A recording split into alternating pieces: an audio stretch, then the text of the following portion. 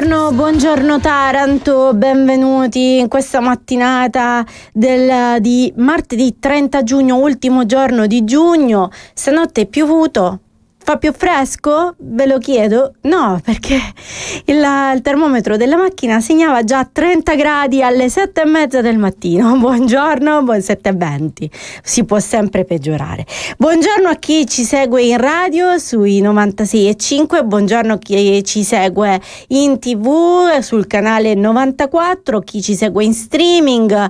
Io sono Valentina Castellaneta al microfono, in regia questa mattina c'è il nostro Piero Caffio che ha scelto di svegliarci con gli Eurythmics.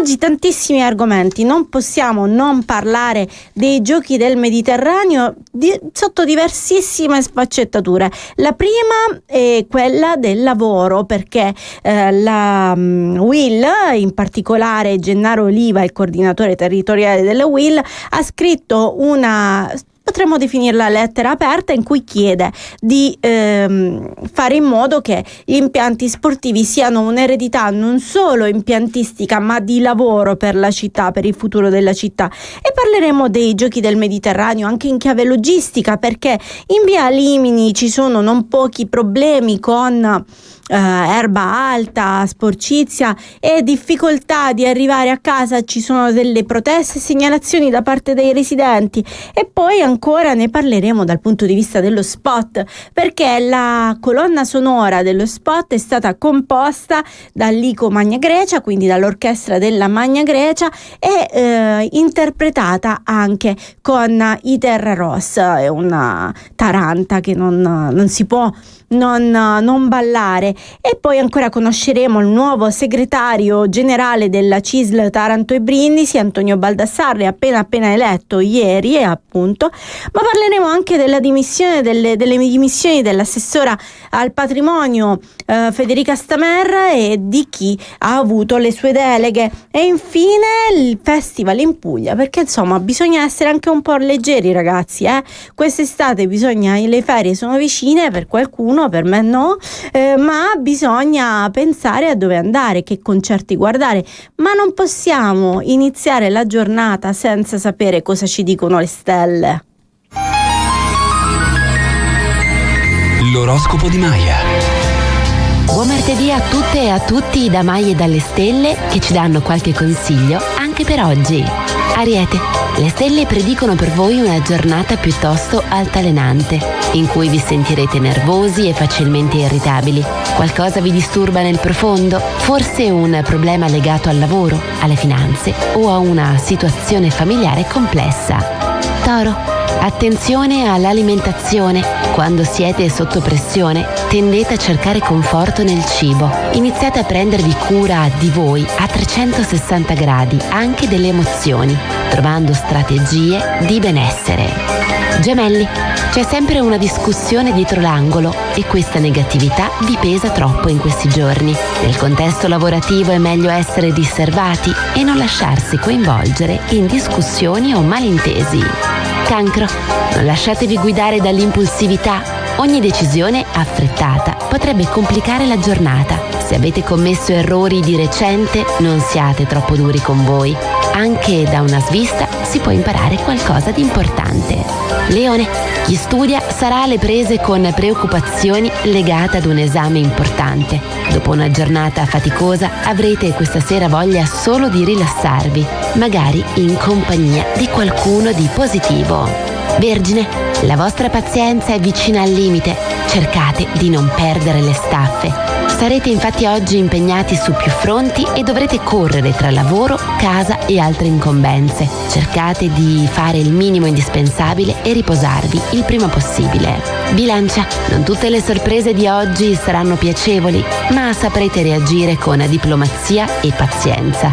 Una persona cara si trova lontana e la nostalgia si farà sentire. Cercate di porvi rimedio. Scorpione, le energie saranno instabili oggi e sarà importante non lasciarsi sopraffare dagli imprevisti. Qualche discussione in famiglia potrebbe compromettere i vostri programmi.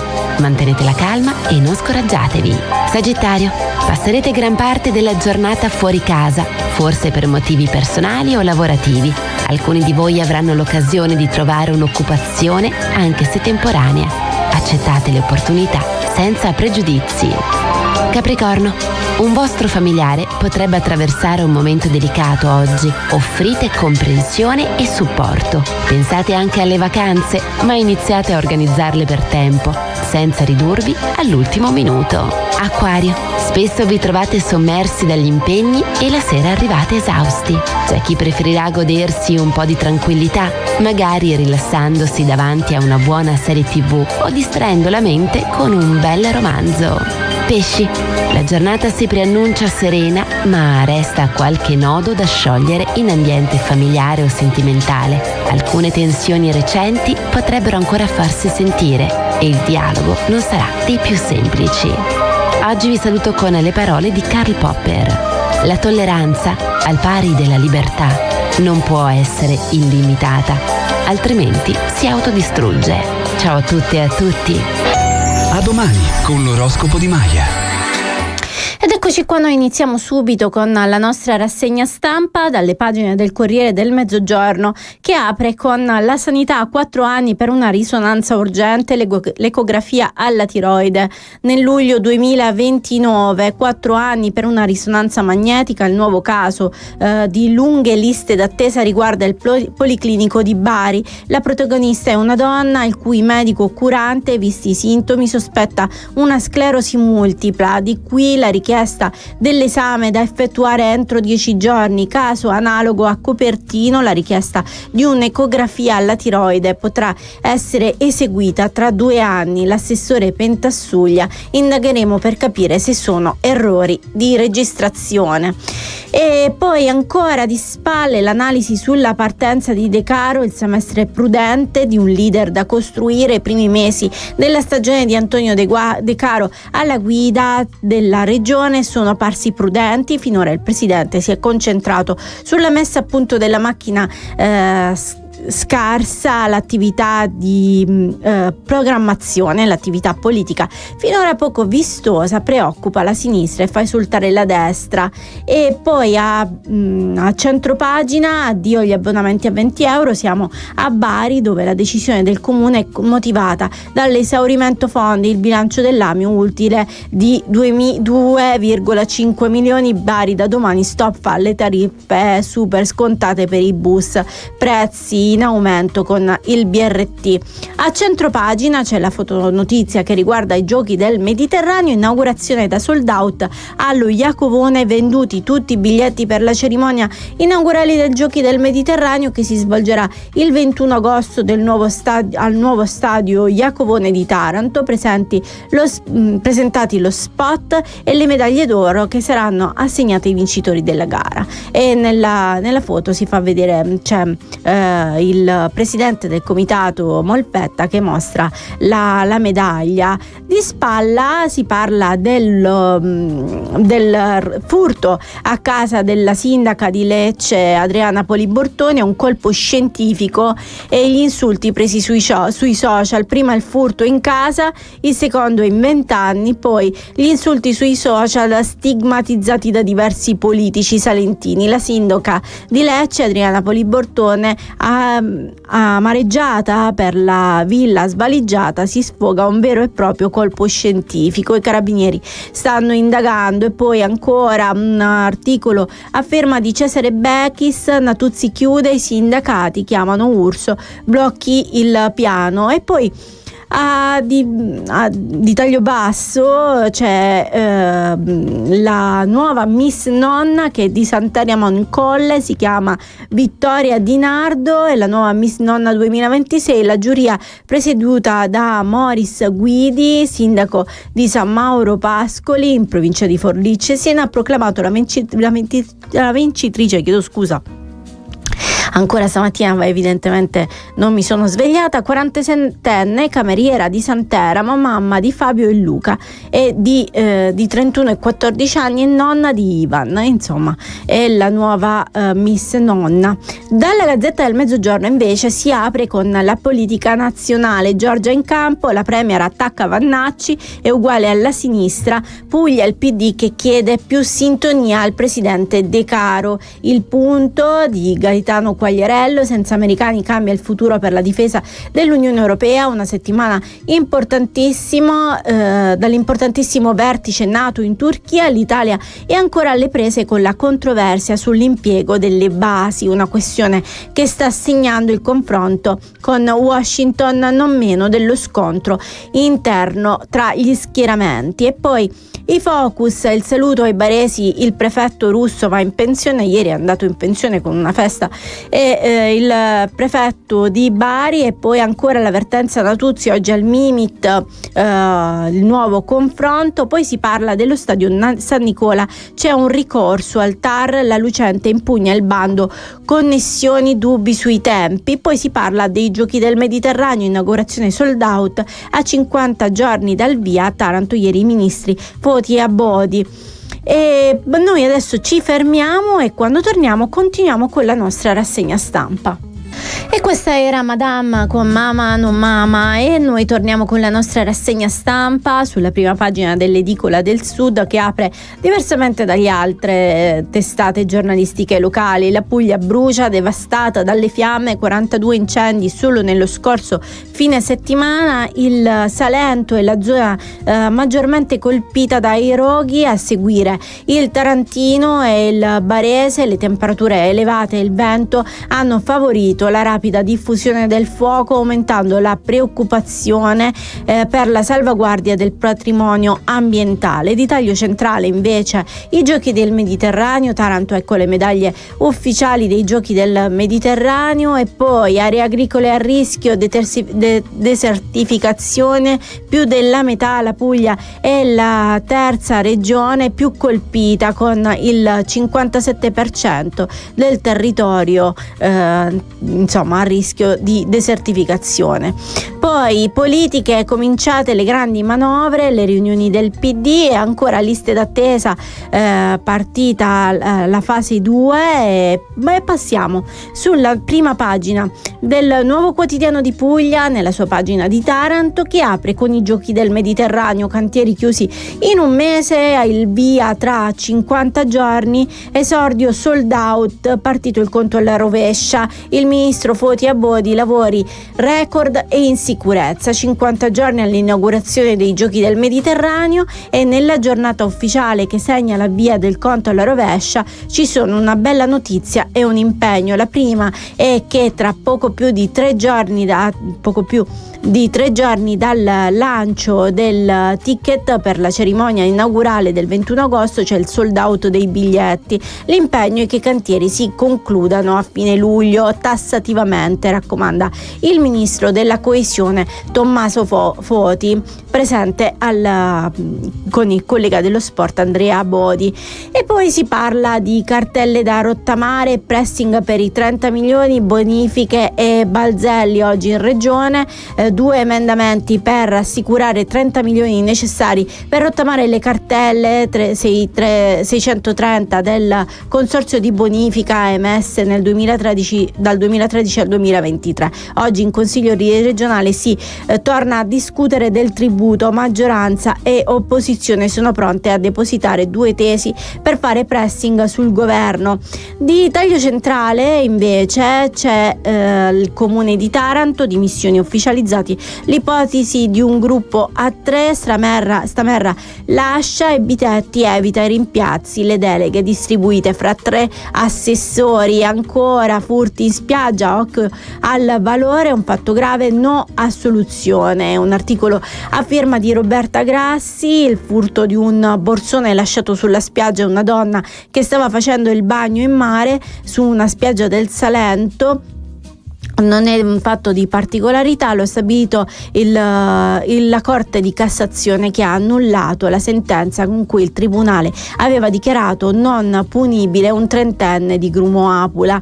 E invece di taglio basso si parla di un argomento che interessa tutti, perché si parla della tassa sui rifiuti, la Tari. Nessun risparmio, solo un acconto iniziale, il conto reale arriverà a consuntivo. La sorpresa amari e Tari con un conguaglio nel 2027. La tassa sui rifiuti per il 2026, c'è una novità importante sulla modalità di pagamento. Il Comune di Taranto ha deciso di non richiedere subito l'intero importo annuale, ma di procedere con un sistema basato su un acconto. Gli avvisi che stanno raggiungendo i contribuenti riguardano infatti il 75% della Tari complessivamente dovuta per l'anno in corso. Il restante 25 sarà richiesto successivamente attraverso un secondo avviso previsto nei primi mesi del 2027, con il quale verrà effettuato il saldo definitivo o l'eventuale conguaglio. Ma questo è un problema di chi la vuole pagare tutte insieme. Noi che siamo squattrinati la paghiamo a rate. E noi adesso ci fermiamo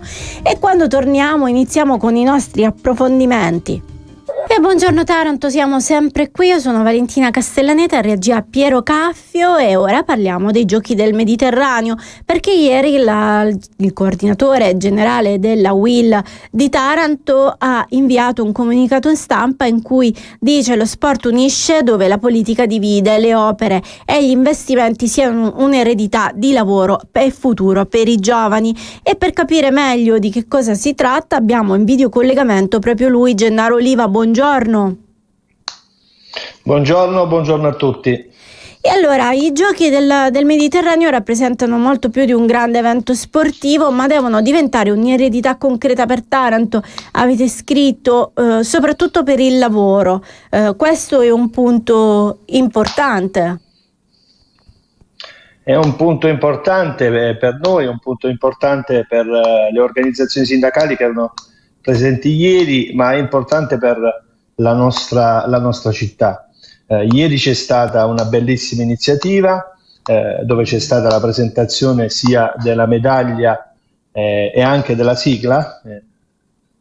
Permettimi un passaggio, scopriamo ieri, dopo tanti anni, di essere salentini pure noi.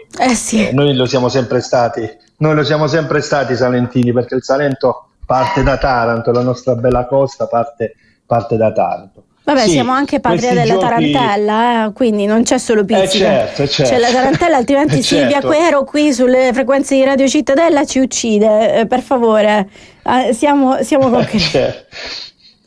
Certo, ecco perché ho fatto questo passaggio. Poi su quello che si è visto ieri, tutto bello, tutto positivo, tutto grande, le infrastrutture bellissime. Avremo le migliori infrastrutture d'Europa, sì, più moderne, sicuramente avremo un grande risalto durante quelle giornate, perché anche la RAI darà la diretta dei Giochi del Mediterraneo. Il problema, speriamo che non sia un problema, ma sia la rinascita per il nostro territorio e il dopo Giochi del Mediterraneo, perché Taranto ha fame di lavoro, Taranto ha fame di futuro, soprattutto un futuro che in questo momento è complicato parlare di futuro per i nostri figli, dopo tutto quello che in questi anni è accaduto nella nostra città.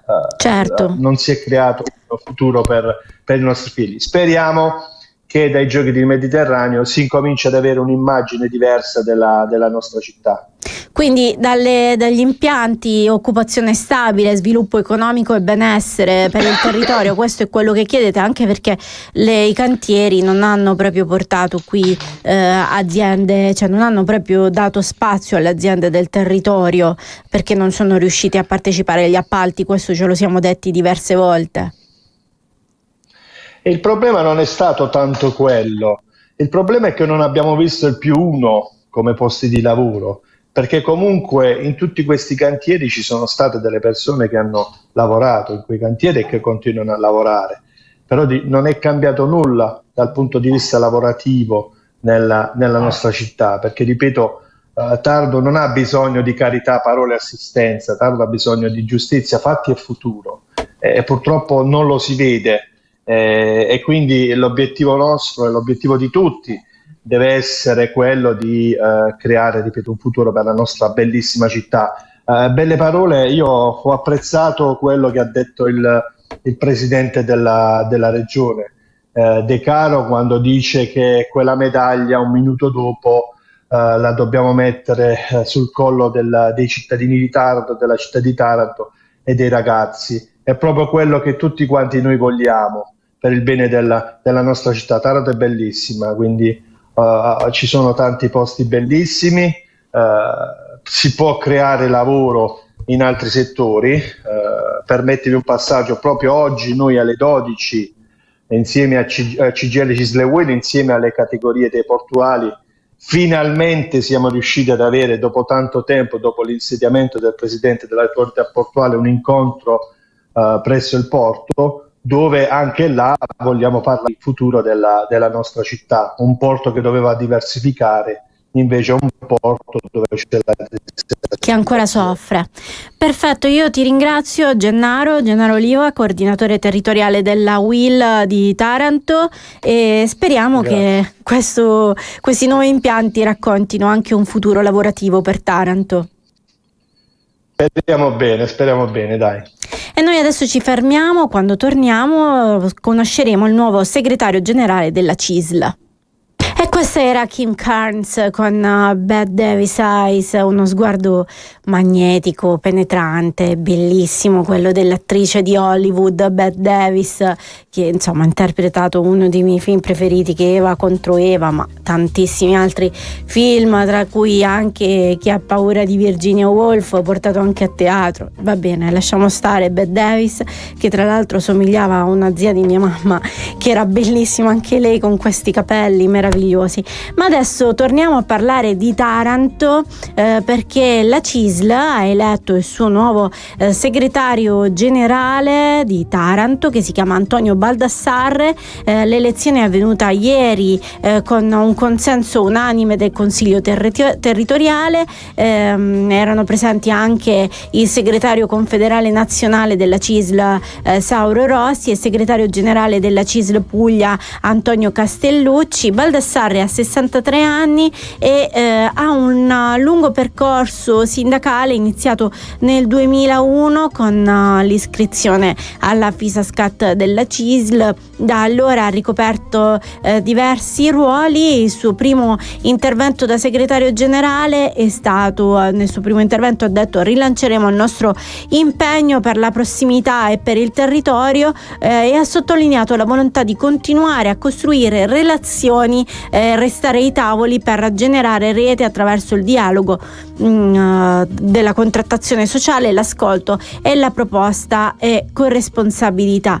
Certo, prende due territori completamente diversi, quello di Taranto e Brindisi, che stanno vivendo diverse transizioni, come ha spiegato anche il segretario ieri. Come ha sempre rivendicato la CISL, non dovranno mai prescindere dalla loro compatibilità sociale.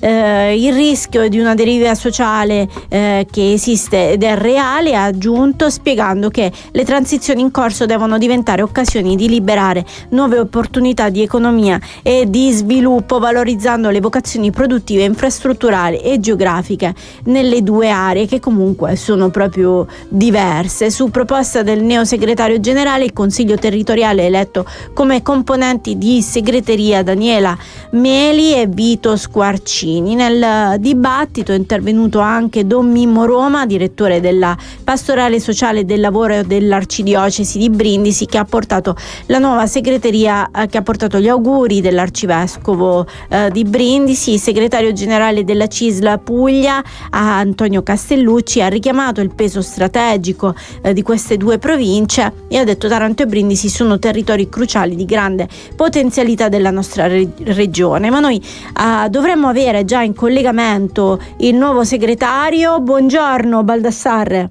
Salve, buongiorno a voi. Per prima cosa congratulazioni per la sua elezione. Grazie. Due territori, dicevamo, completamente diversi, quello di Taranto e Brindisi, che vivono due situazioni completamente diverse. Qual è la sua visione per il futuro, soprattutto di Taranto?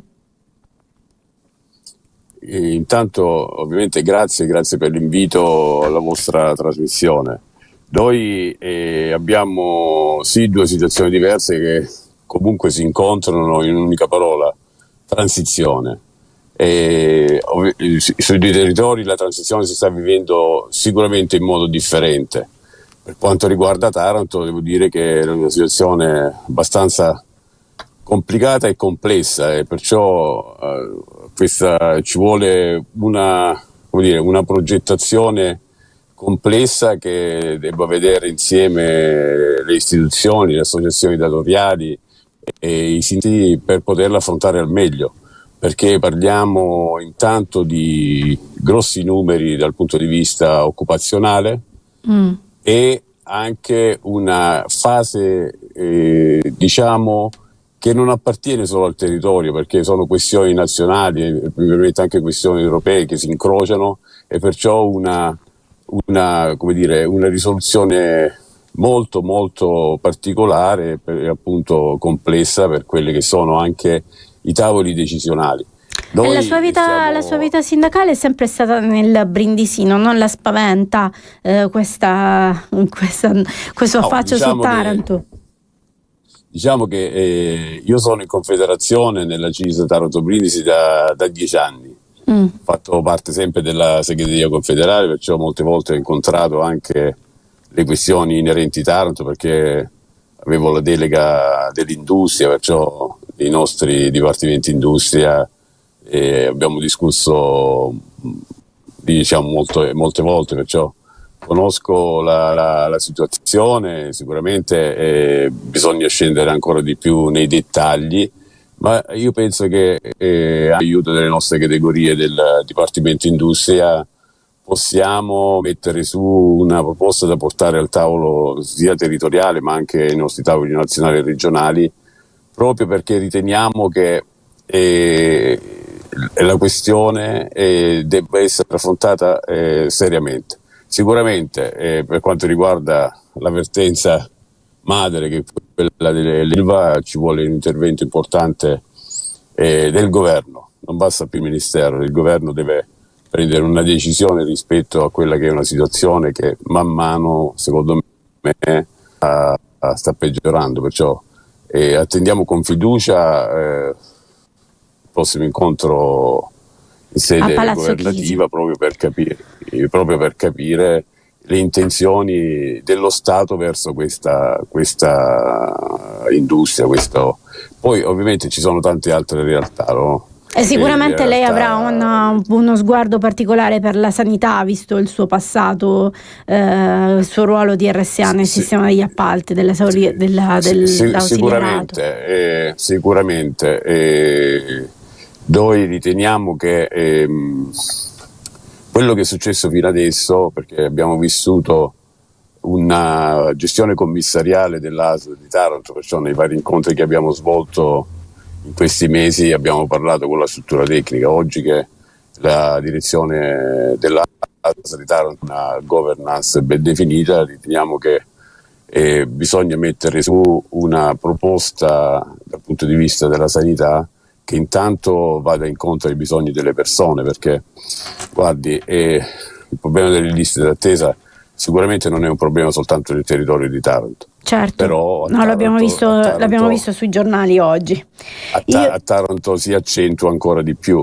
Sì, perché ci sono dei problemi specifici. Io la ringrazio, il nostro tempo purtroppo è finito, però avremo modo di incontrarci più spesso. Grazie a voi. Grazie e congratulazioni ancora al nuovo segretario generale della CISL Taranto e Brindisi, Antonio Baldassarre. Noi ci fermiamo e quando torniamo parleremo delle nuove deleghe agli assessori del Comune di Taranto e del caso Stamerra.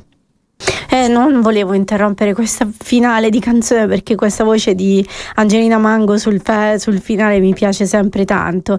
E adesso parliamo della politica tarantina, perché si è dimessa l'assessora Federica Stamerra, che ha lasciato la giunta Bitetti e aveva diverse deleghe, tra cui il patrimonio, politiche del lavoro e servizi demografici. Per capire il perché e come, ascoltiamo il servizio di Enzo Ferrari. Dopo le voci che si sono rincorse in questi giorni, le dimissioni dell'assessore al patrimonio e alle politiche del lavoro Federica Stamerra sono state ufficialmente protocollate. All'ormai ex assessore, il sindaco Bitetti ha rivolto il suo ringraziamento per il lavoro svolto in questi mesi e per l'impegno dimostrato nell'esercizio delle sue funzioni.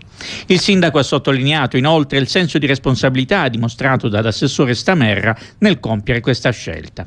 Adesso si aprono nuovi scenari per l'amministrazione guidata da Piero Bitetti.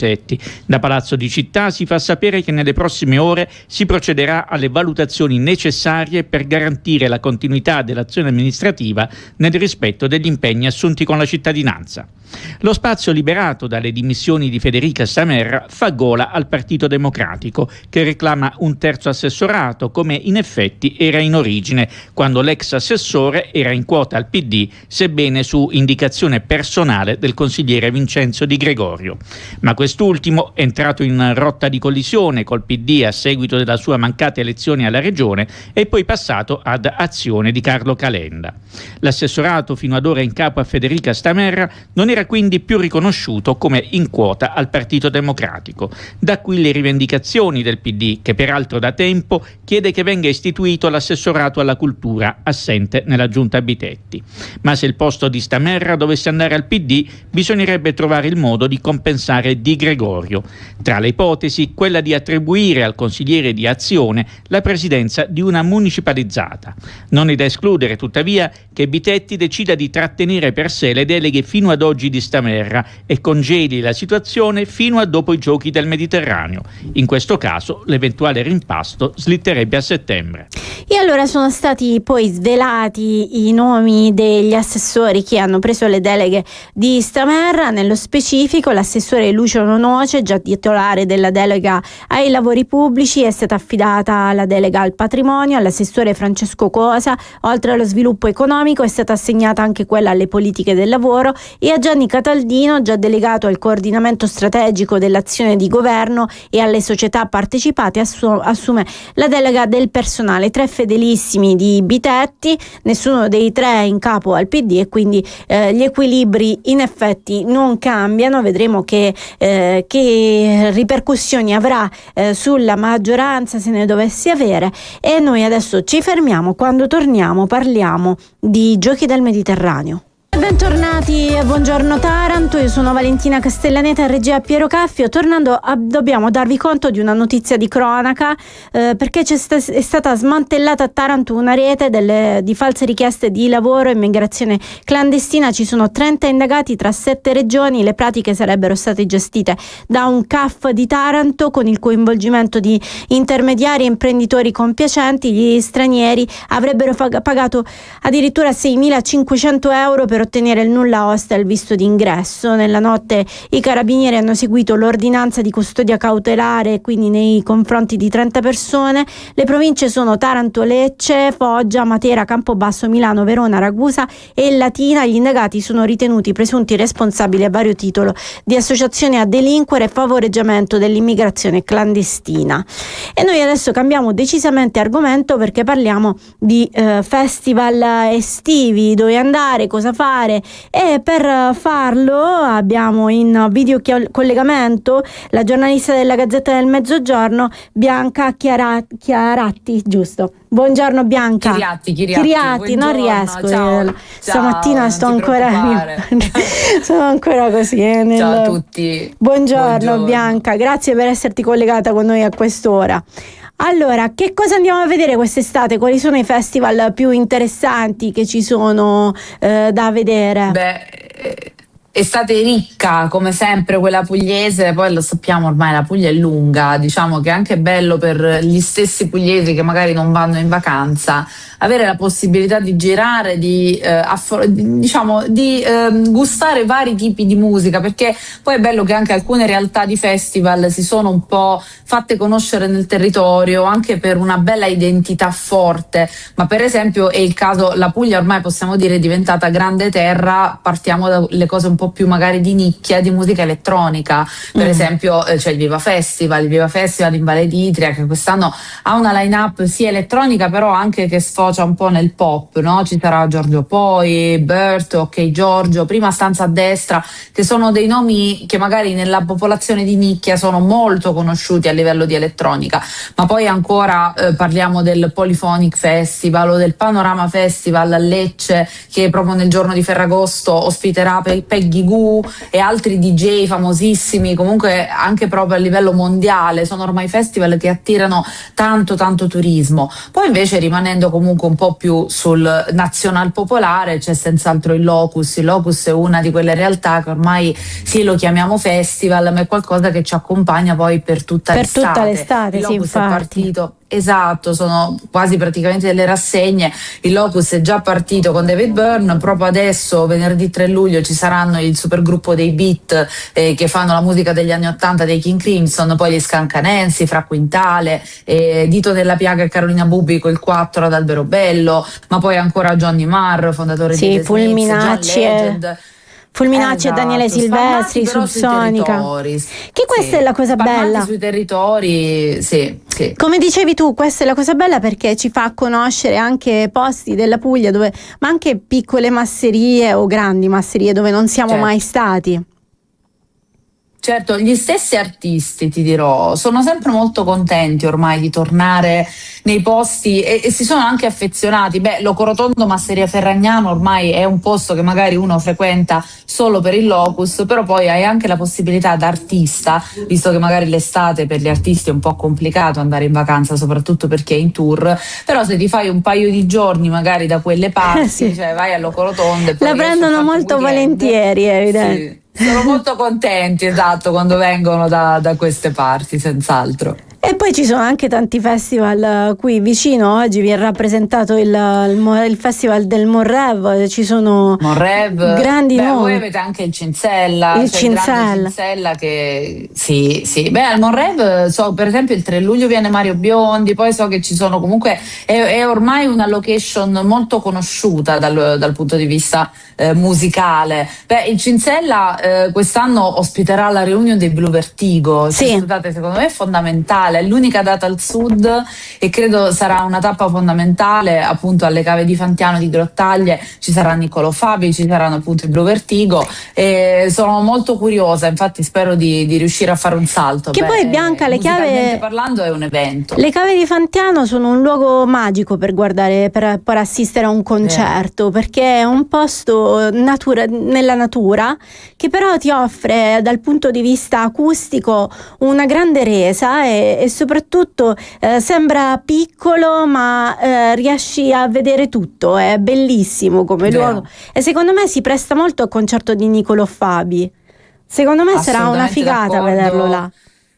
Sì. L'ultimo album di Niccolò Fabi, poi lo sappiamo, lui ci ha abituato a una musica sempre molto intima, molto da ascoltare e ha scelto per l'estate soltanto dei luoghi comunque di quel tipo, perché le uniche date pugliesi saranno appunto Grottaglie e poi Vico del Gargano, però ricordiamo appunto che le cave, come giustamente tu dicevi, anche acusticamente quello è importante, perché il rischio poi di fare concerti, è quello per esempio che succede a Milano all'Ippodromo, no? Quando noi sentiamo parlare dei giga concerti, c'è stato il caso per esempio di Cremonini, grande afflusso di pubblico, 80.000 persone, però ricordiamo che l'Ippodromo intanto il pubblico è tutto in orizzontale, quindi difficilmente poi chi è ai lati vede qualcosa, ma poi col fatto che sono proprio attaccati alle case, anche a livello acustico non possono alzare il volume più di tanto. Parli dell'Ippodromo di San Siro? Un po' più complicato. Ippodromo San Siro, io devo andare a vedere Florence and the Machine, sono preoccupata adesso. Però Florence and the Machine è un concerto che non va così tanto sold out come Cremonini, quindi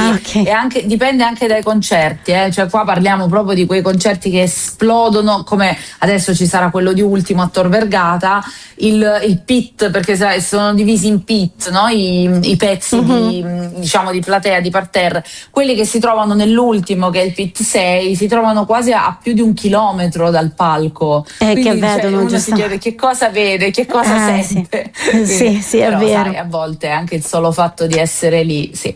Comunque Taranto avrà una grande, anche quest'anno, ecco, Taranto è una di quelle città della Puglia, a parte che c'è stato il Medimex che diciamo abbiamo chiuso da poco, però c'è anche quest'estate la Rotonda del Lungomare continua a essere un grande palco di eventi, l'Orfeo Summer Festival insomma sta partendo, ci sarà Salemme, ci sarà anche per i bambini, ci sarà anche Carolina, certo. Insomma, è molto divertente questa cosa, che offre anche a un vario tipo di pubblico un divertimento. Il mio pensiero va soprattutto per chi non va in vacanza, chi magari rimane in Puglia per lavoro. Ci sono tantissime cose da fare. C'è anche il festival, l'angolo della conversazione allo yachting, che offre tantissimi spunti. Ci sarà quest'anno anche Sigfrido Ranucci, quindi offriamo proprio tutto, da Totiettata a Ranucci. A livello culturale comunque sì, a livello culturale, e poi ti ripeto, gli artisti non vedono l'ora di venire in Puglia proprio per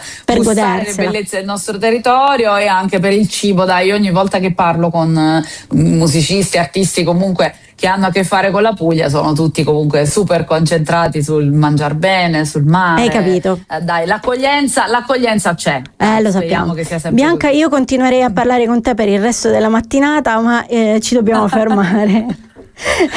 Lo sai bene, anche noi abbiamo da lavorare. Esatto. Grazie mille a Bianca. Grazie Valentina e grazie a tutti. E adesso noi ci fermiamo, quando torniamo parliamo ancora di Giochi del Mediterraneo.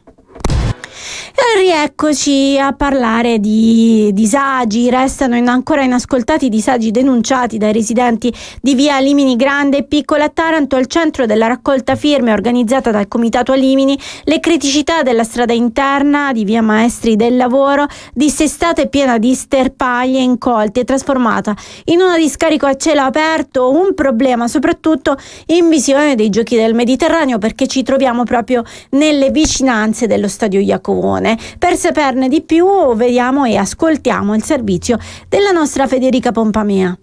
Sono oltre 270 i residenti delle vie Lago Alimini Grande e Piccolo a Taranto ad aver firmato una petizione inviata già il 26 maggio scorso al prefetto Ernesto Liguori, al questore Michele Davide Sinigaglia e al sindaco Piero Bitetti per denunciare la pericolosità di via Maestri del Lavoro. La strada, privata ma di pubblico utilizzo, infatti non risulta nelle mappe catastali ed è in totale stato di abbandono. Dissestata, priva di illuminazione e marciapiedi, è trasformata in discarica abusiva con costante rischio di incendi per via delle sterpaglie incolte, specialmente nel periodo estivo. Un disagio già segnalato a marzo dai residenti della zona, che però non hanno ottenuto nessuna risposta da parte dell'amministrazione comunale. La via, ha spiegato Elena Modio, presidente del comitato Via Alimini, dovrebbe essere utilizzata come percorso alternativo obbligatorio stabilito dalle autorità durante gli eventi allo stadio Iacovone. Nonostante la sua rilevanza strategica anche in vista dei prossimi Giochi del Mediterraneo, il comune non ha ancora avviato l'acquisizione del tratto,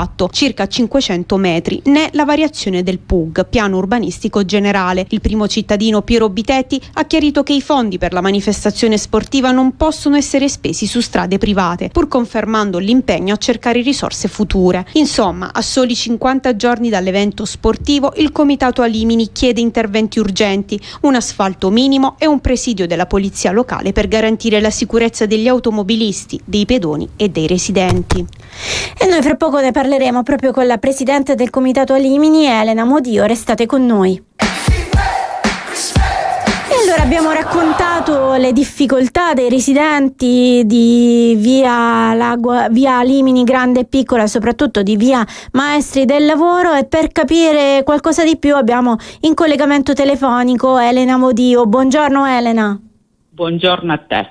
E allora la preoccupazione è quello che accadrà durante i Giochi del Mediterraneo, e non solo, perché è un problema che voi avete da diverso tempo. È un problema che segnaliamo da anni, decenni, che si è aggravato negli ultimi 5 anni a causa della necessità di applicare il piano della sicurezza durante gli eventi sportivi, e quindi la necessità di chiudere la viabilità intorno a uno stadio che insiste praticamente in un centro urbano. Quando erano stati presentati subito dopo i giochi l'annuncio dei giochi del Mediterraneo, le prime planimetrie riportavano l'urbanizzazione della strada, ci avevamo sperato. Sì. Invece poi non è stato così. Abbiamo inviato PEC al comune, abbiamo incontrato l'assessore Patronelli, il sindaco ci ha rassicurato in merito al fatto che è in itinere un procedimento amministrativo per le opere di urbanizzazione della strada, vanno reperiti dei fondi, in quanto quelli rivenienti per le opere accessorie dei giochi del Mediterraneo non possono essere utilizzate in quanto la strada risulta essere privata. Cosa che noi segnaliamo da tanto tempo, quindi ci sarebbe stato tempo e modo di provvedere per tempo. Sta di fatto che noi non possiamo aspettare, non possiamo essere obbligati a percorrere una strada privata di uso pubblico nelle condizioni che non so se state vedendo. Abbiamo un video, sì, adesso chi dalle immagini. Chi ci guarderà sul canale 94 potrà vedere la situazione dissestata di queste strade, buche, verde non controllato. Un'altra questione, se è vero come è vero che giace su terreni di proprietà privata, come mai i privati non recintano i loro terreni, non provvedono alle opere di decespugliamento? Ogni estate c'è un incendio, alcuni hanno danneggiato anche le abitazioni, e oltretutto, cosa ascrivibile esclusivamente al malcostume di tanti tarantini, ogni strada buia, e quindi anche gli maestri del lavoro, è utilizzata come una discarica. Sì. Tenete presente che quella oltretutto è la via più breve, anche a piedi, per raggiungere via Ancona, ma nelle condizioni in cui non è percorribile nessuno c'è, certo. Piedi. Nessuno ci andrebbe a fare una passeggiata. È pericolosissima, no? Quindi chi la percorre fino ad ora l'ha fatta a suo rischio e pericolo, ma là è veramente, con l'auto è insostenibile, a piedi anche. Noi abbiamo raccolto circa 270 firme e che abbiamo indirizzato anche al questore e al prefetto, perché abbiamo voluto porre proprio una questione di ordine pubblico e di sicurezza dei cittadini, no? Ma ultimamente non avete avuto risposte né da sindaco né da... Sì, il sindaco, in via abbiamo avuto risposte ufficiose, ufficiali non abbiamo avuto nulla. In via del tutto ufficiosa il sindaco ci ha garantito che è stato avviato questo iter amministrativo, ma che ci vorrà tempo. Noi nel frattempo che cosa abbiamo chiesto? Che perlomeno, se dobbiamo essere costretti a percorrerla, che sia asfaltata e che durante gli eventi sia presente un presidio dei vigili urbani, perché ci sono i parcheggiatori anche abusivi che fanno parcheggiare sui ambo i lati della carreggiata, e quindi la strada risulta essere percorribile solo in un senso quando ci riusciamo. Oltretutto all'uscita dello stadio c'è un flusso di pedoni enormi, sì, con grave rischio anche per la loro incolumità. Certo. Ci deve essere garantita, perché poi dovete pensare che non è che la chiusura è strettamente legata al tempo di un incontro sportivo, 90 minuti, ma soprattutto quando ci sono stati incontri un po' più accesi, tipo Taranto-Catania, queste cose qui, la strada è chiusa 3 ore prima e 3 ore dopo. Certo. E 3 ore dopo. Certo. Elena, noi ti ringraziamo e speriamo che questa denuncia arrivi a chi noi non dove... vediamo l'ora di comunicare alla stampa la migliore delle soluzioni possibili. Noi l'aspettiamo e la daremo e chiederemo anche conto. Grazie ad Elena Modia del Comitato Alimini, e noi adesso ci fermiamo e quando torniamo parliamo dello spot e soprattutto della musica dei Giochi del Mediterraneo. E per il nostro rewind, questi erano i Van Halen con Jump. Vi vedo in macchina che state ballando anche a casa, ci vuole una canzone del genere anche se è martedì e stiamo andando a lavorare, siamo al lavoro. E noi adesso parliamo di un'orchestra che è un po' rock, la possiamo definire, che è l'Orchestra della Magna Grecia, e abbiamo in video collegamento il direttore artistico Piero Romano. Buongiorno maestro. Buongiorno, grazie di questa ospitalità. Siete un po' rock come orchestra, in effetti. Assolutamente, ci consideriamo molto rock, ci consideriamo a volte anche metal, ma lo facciamo anche con la musica classica, nel senso certo. Indipendentemente dal genere, il nostro animo è quello veramente di forte dinamicità, di grande passione ed entusiasmo. Abbiamo invitato il maestro Romano perché l'Orchestra della Magna Grecia è protagonista dei Giochi del Mediterraneo, perché ha lo spot ufficiale con le musiche originali di Roberto Molinelli, interpretato anche dall'Orchestra della Magna Grecia e Terre Rosse, giusto? Sì. Noi abbiamo commissionato al maestro Molinelli, che voi sapete essere praticamente un compositore, arrangiatore e direttore d'orchestra che collabora da tantissimi anni, ormai possiamo considerarlo un artista in residence, lo è a tutti gli effetti, soprattutto è un grandissimo interprete della musica contemporanea in senso assoluto, cioè dalla scrittura alla reinterpretazione, alla visione, all'aspetto performativo. Quindi abbiamo affidato a lui questa suggestione, cioè quella di poter interpretare Taranto come centro di culture mediterranee che potessero in qualche modo, che hanno influenzato nella storia, che potessero continuare a influenzare un'identità che oggi rappresenta 26 paesi del Mediterraneo. Quindi è stato bello riuscire a trovare una sintesi tra lo Tsamikos greco, la Lui del Maghreb e ovviamente quelle che sono le esperienze della nostra Italia, quindi il saltarello piuttosto che la pizzica, piuttosto che la tonda molisana, insomma. Abbiamo fatto appunto questa elaborazione facendo sì che ne venisse fuori una danza contemporanea che guardasse al passato ma che allo stesso tempo potesse essere rappresentativa dei Giochi del Mediterraneo. E in effetti si sente, noi la stiamo sentendo in sottofondo in questo momento e si sente perché c'è questa sensazione un po' greca, un po' di della tarantella, possiamo dire, ma c'è anche l'elettronica perché si sente un po' sotto un suono un po' diverso. Ma riconosciamo sicuramente le tante percussioni come il dumbek oppure i tanti tamburelli a cornice, o possiamo riconoscere il buzuki, che è una chitarra greca, sicuramente gli strumenti dell'orchestra sinfonica. Certo.